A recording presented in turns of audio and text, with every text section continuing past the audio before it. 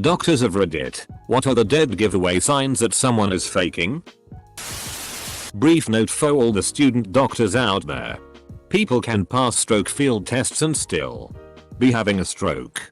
I could do everything on the list while I had a clot in my brain, verified by CT and MRI. Except I couldn't stop vomiting. Good times. Be aware sometimes doesn't look like you think it should. Obligatory not a doctor. But I got a call from my son's school nurse when he was in 2nd grade. And the conversation went like this. Nurse sounding upbeat and cheerful says, "Your son wants to tell you his terrible news." Son gets on the phone. Says, "Hi mom. I cut my finger off." I ask him, "Where is your finger now?" "Son, I put it back on." I said, "Can I talk to the nurse?" Nurse gets on the phone again. Says, "Sounds serious. Right?" I asked, "Does he have a substitute teacher today?" Yes. I told the nurse to let him know I will take him to the hospital for a shot for his finger. To which he says, "I think it's okay." I glued it on really good. Nurse kept him in the office for a bit to talk about scary changes in the classroom. I went to emergency once with intense chest pain.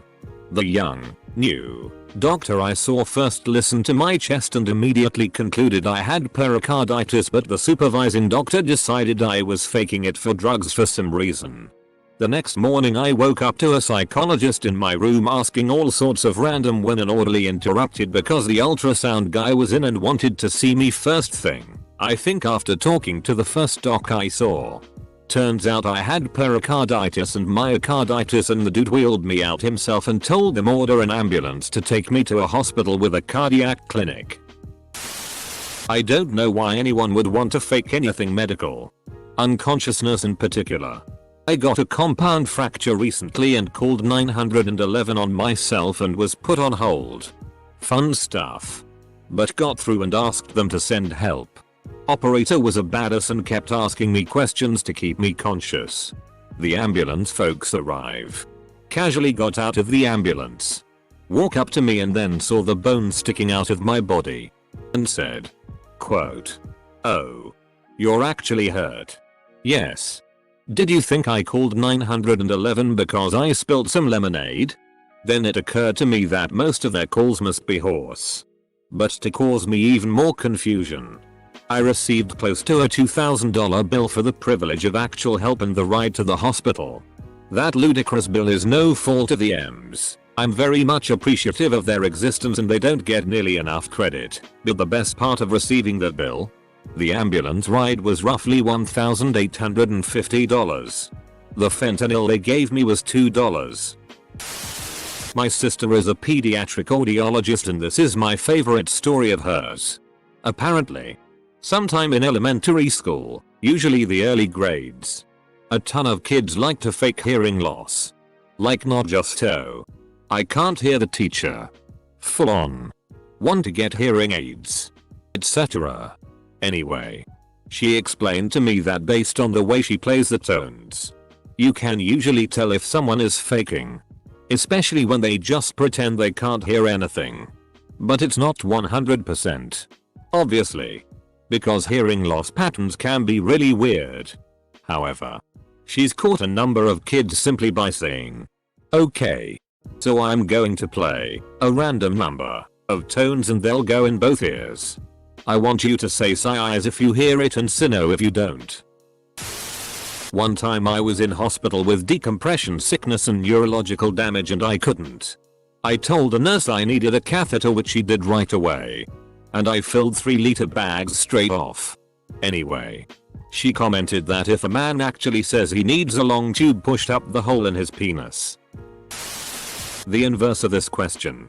What can someone do if they are not faking it but for whatever reason they have multiple DRS insist they're faking it? But by never telling the patient they're faking it, nothing is ever resolved and it drags on for months and months. Whenever the symptoms aren't there, when the patient doesn't know they're being watched. I had someone fake a stroke recently and walked in on her walking around her room independently, after pretending to be limp on her left side. Letting us take complete care of her and wiping her butt for her. It was wild. My favorite thing about this thread is that half of the "here's how you know they're faking" comments get responses that are all "yeah" about that. Let me tell you how that assumption had me over and I almost died. I am in the middle of being treated like I'm faking and it's really frustrating. I had a tool slip at work and hit me in the eye and forehead. Knocked me out for a second and I lost sight in my eye. An hour later I started getting my sight back. But it hasn't fully come back. It's been months now. Two things I got diagnosed with were ocular migraines and vitreous detachment and a concussion. But none of those things explain why my vision is still blurry in my right eye. Except the VD, which causes floaters. But my issue is blurry vision. Like I have Vaseline in my eye. But doctors keep telling me I'm fine. That I need to go back to work. One doctor told me to think about the economy and that I was lucky to have a job right now, so I quit my job. I still want to see out of my right eye, but none of the doctors are taking me seriously. When I had a stroke 10 months ago, my biggest fear was I was somehow faking it and the ambulance ride was a sham, and why was I doing it? No, it turns out I was having a stroke. I was so worried I was being a faker, although I have never done that before. Just a really odd mental state. I have the reverse. My back went out, extreme sciatica pain. Like being struck by lightning constantly. Couldn't move for days. When someone found me 3 days later, they called 911. Just for the doctor to tell me I was faking it for pain meds. While I was crying in pain, I asked him why I lay in a pile of my own and for 3 days for some Vicodin when I literally own a bar. I'm insane. Edit. Thank each and every one of you for sharing your stories. As much as I hate hearing them, at least we aren't alone and we know what each other are going through at some level. Actually, I feel much less alone in the world right now. Because I've never met someone in my situation before. But they are obviously out there. If someone is truly unconscious. Moms. I always know when you're lying because your ears turn red when you lie. Kids. Not a doctor but a paramedic. Tons of calls to the jail for inmates with seizures. Once my doctor accused me of faking to get out of school. I went in with serious stomach issues. And for some reason he decided to tickle me. Which instinctually made me fidget and smile. To him that meant I was faking it and he sent me away without checking my actual problem. I was grounded and 15 years later. I still have those stomach issues. UDR. Goody. I had a 360 testicular torsion and a doc thought I just had some inflamed glands due to my reactions. Luckily I came back after they sent me home or I would have lost my ball. Edit. My highest voted comment by far is about my ball doing an unwanted pirouette. Never change Reddit. You can be faking good too. Had a tooth kicked out. Mouth filled with blood and swelling. I'd stuck a tissue in to try to stop the blood. I've presented to the Tridge at the dental hospital. I'm dribbling blood as I talk. She asks me if it hurts and I said a little bit. She looked at me dead in the eye and said one of the many things we Tridge on is pain. Gotcha. Good nurse. Hurts like a mother. I've literally been kicked in the face. Thanks for that. Notes taken. Was patched up and out of there within an hour. Edit. RIP inbox. Lol. And thanks for the awards. : I just want to point out that there are many types of seizures and there's a bit of a stigma surrounding people having them.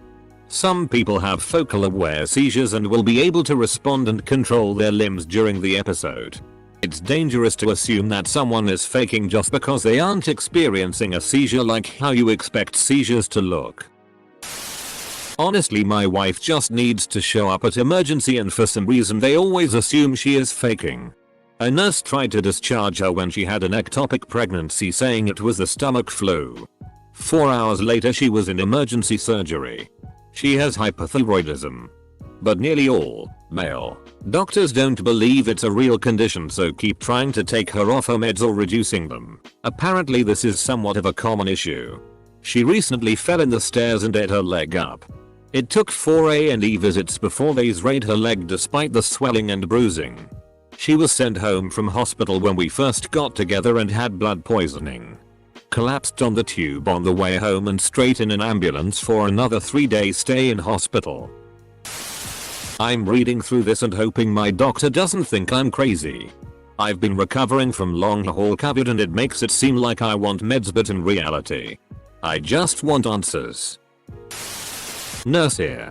I had a teenager overdose on Zoloft and start having strange seizure-like episodes.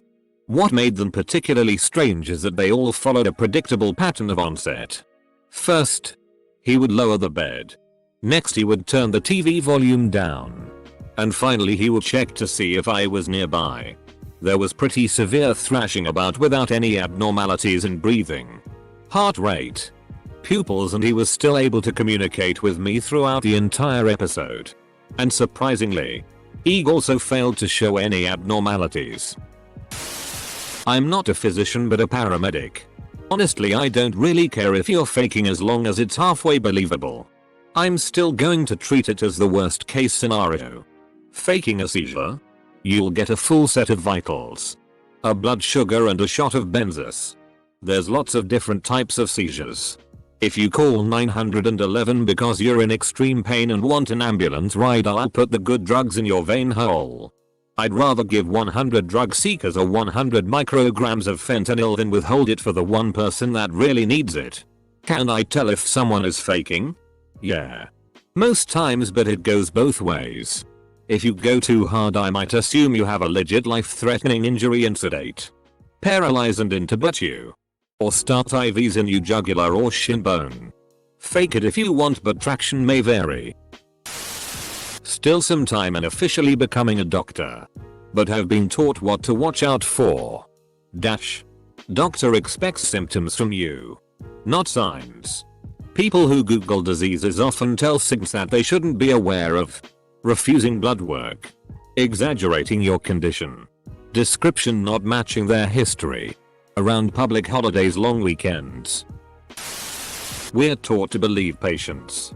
Everyone has a different way of processing and expressing pain and illness. Women especially are underbelieved about symptoms. As a patient, it's apparently very sus if you say you don't want an oxy script. I had some happen. Doc started filling one out for me, and I told him not to bother, since I wouldn't fill it. He got annoyed and said he wouldn't prescribe anything stronger. I got annoyed and said I didn't ask for anything stronger. For ed reasons. Oxyhydrocodone don't work for me. Advil literally does more for me than any of those. So I'll just take ibuprofen. But apparently the way I phrase that makes doctors think that I'm asking for better meds instead of explaining that I'm just not going to bother with the worthless ones that they default to. When I was doing my EMT clinicals, I was 17. Still in high school. We had a guy who called 911 reporting crippling back pain. It was immediately obvious when we got there that he was faking a back injury. We did an evaluation and gave him some OTC painkillers. But he asked to be carried to the hospital. The whole way there he begged for something stronger to ease his pain. After a while, the medic said, "Okay sir. Unfortunately we don't carry morphine on the bus. But I'll give you an alternative that we use sometimes. It's called normal saline." He hooked up an IV. And within a few minutes the guy was totally fine. Telling the medic that it was good stuff and he was feeling much better. Later, I went back and asked the medic what he had given the patient. I had never heard of it before. He laughed and said, "Good ole normal saline. Normal saline." Not a doctor, but as someone with health anxiety, sometimes I cannot tell if I am actually experiencing pain, odd feelings, or if it's only in my head. Most often their story description exam doesn't make any sense. There are usually things that contradict each other. Abdominal pain is generally easy to tell when people are faking it. For example, I will press with my stethoscope instead of just listening. They don't respond to that pressure but will when I use my hands instead. Sometimes you'll ask them if they are experiencing a symptom that will rule out a diagnosis or make it less likely, and many times they think I'm asking it to support their supposed issue, so they will say they have it. Most of the time people aren't faking but just blow their symptoms out of proportion. As a paramedic, I got on a call for a guy have undisclosed shoulder pain. I do an assessment. And he doesn't have any specific injuries, but he keeps saying he broke it. I haven't offered him anything yet. Then he tells me, can you do 5 mg morphine every 5 minutes and we'll see if the pain is still there? And holds out his arm for me to get a line. Weird, his pain seemed to disappear the second I told him I'd rather start with slinging it and putting an ice pack on it. If someone is unconscious, make a fist and rub your knuckles against their sternum, chest bone. Put some pressure behind it and rub quickly up and down, up towards chin, down towards belly button. It's called a sternal rub and is incredibly painful, but won't harm the person. It's very hard to completely ignore and continue with the ruse of faking being unconscious. The only more sure thing is asking your partner to hand you the eye needle to take some ocular fluid while they're passed out so they won't feel the pain of the needle in their eye. Eater, there's no ocular needle. At least not on an ambulance. We say that because not everyone knows that and they don't want to risk it. Eater to RIP my inbox. Apparently the sternal rub isn't common practice anymore because people literally went too hard. Sorry. Also I feel old F now. Eater 3 Eater is used on Reddit to mean edited to add. Yes. I know it usually means estimated time of arrival. Ugh man, this taps into one of my anxieties. It always takes me forever to get my meds set up after I move because I'm so stressed that a new doctor won't believe me.